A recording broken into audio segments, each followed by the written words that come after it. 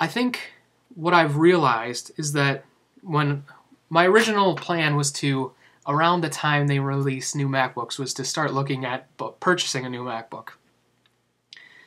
But then I realized that the only reason I really need a new laptop is because of Windows. My MacBook right now, which is a Core Duo MacBook, one of the first ones they released, not even a Core 2 Duo, runs OS X perfectly. Everything runs really well. And it's great for what that does. The only time that I realize that it's kind of showing its age is when I'm using XP, which I have to do for work and so on. And that's when I notice some slowdown and stuff. So what I'm thinking I might do is, I don't really know if there's any market for Core Duo MacBooks. It's one of the black ones. I might as well show it to you. I don't think I've ever showed it on camera. Nothing too amazing there. Just a standard black MacBook. I'll open it up. So yeah. And I upgraded it. I think it came with 512 megabytes of RAM originally, and I upgraded it to 2 gigs. And also it came with an 80 gig hard drive, and I upgraded that to 160 gigs. That's another thing I should mention, actually. The new MacBooks are really easy to upgrade from what it seems. They also moved around some stuff like the battery indicator to the front of the notebook, which is pretty cool, instead of being on the bottom, because whoever really looks at the bottom of their MacBook.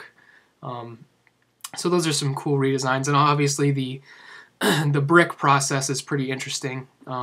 Jonathan Ive came out and described how they are able to, based on this new manufacturing process, create the case, the chassis for the MacBooks out of a solid chunk of aluminum, and that's pretty interesting. But the point is that I don't think I'm too interested in buying a new MacBook, because like I said, my MacBook right now, which is the older one of the first MacBooks, runs OS X perfectly, and the only time I ever notice slowdown is when I'm in Windows under Boot Camp.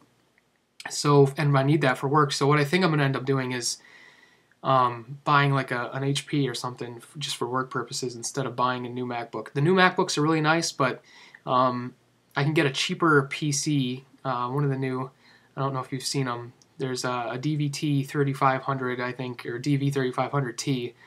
HP really has to step it up with their names. It's kind of nice with Apple. You only get the MacBook Pro. You don't really have to remember these product numbers, but it's this cool bronze aluminum case. It looks really nice.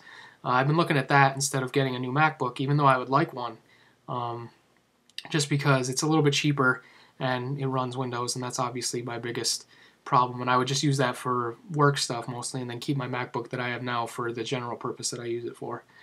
Another thing I wanted to talk about was the how the glass trackpad is going to work in Boot Camp. One of the things I've noticed during the time that I've had my MacBook, especially when I worked with it, sometimes I'm working with someone else and I'm in Windows under Boot Camp, and I have to, say, here, take a look at this, or they need to work on it for a couple seconds. And it's usually hard for a PC user to get used to the MacBook keyboard and mouse under Windows, because the Boot Camp, just like the layout of the Apple keyboards are a little bit different, and the way that with one mouse button, the way it works. I think that would be even more difficult with no button at all. Obviously, the trackpad's the button, but I think that would be even more difficult for Boot Camp users. I'm not sure how that will work out eventually. I'm sure they've thought of that, hopefully. And it won't be that big of an issue, but it's just something to think about. Whenever I've shared my MacBook with someone else, a PC user, they've always sort of commented on how everything's different than what they're used to, and it's a little more harder to adjust, I guess. So that's just another thing to, I guess, to mention, something that I thought of. But overall, I thought it was a pretty strong showing for Apple. Like I mentioned, with the economy, it's kind of interesting that they came out at this point and introduced all these new products, but I guess there's a lot of interest in it, so I don't think they're going to have too many problems with the product selling, which is good. It does make me kind of wonder what's going to be left for Macworld. They just did the huge iPhone 3G announcement, so that, and the iPod and iPod Touch updates, that wasn't too long ago, and now with all the notebooks being updated, that only really leaves the iMacs, and they just did a complete refresh of those not too long ago. And because the new notebooks are based on the way the iMac looks right now, I don't think they would want to change the look of the iMac so soon after they just committed to that sort of aluminum with the black bezel kind of look. I don't think they would want to switch it up just yet. So it kind of makes you wonder what they're going to show at Macworld this coming year. Maybe they got some new products to announce, maybe something to do with the Apple TV, or who knows? You never know with Apple. One thing I'm pretty sure about is that if they do plan to announce some new products, we'll probably hear about it from, you know, sites like Mac Rumors and stuff way before we actually get to the event, because that seems to be the trend lately. I don't think they've been too concerned with not letting these new product updates slip in advance. So that's really just what I wanted to talk about, just the new notebooks from Apple.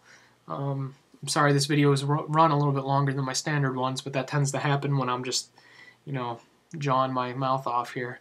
Hopefully I talked about everything I remember too. Probably didn't, but that's what the blog's for, so maybe I'll supplement this. Thanks for watching, as always. You can catch up with me at my blog at www.davekemick.com/blog. My Twitter is twitter.com/DMKEMICK. That's DMKemick. And thanks for watching, and we'll see you soon.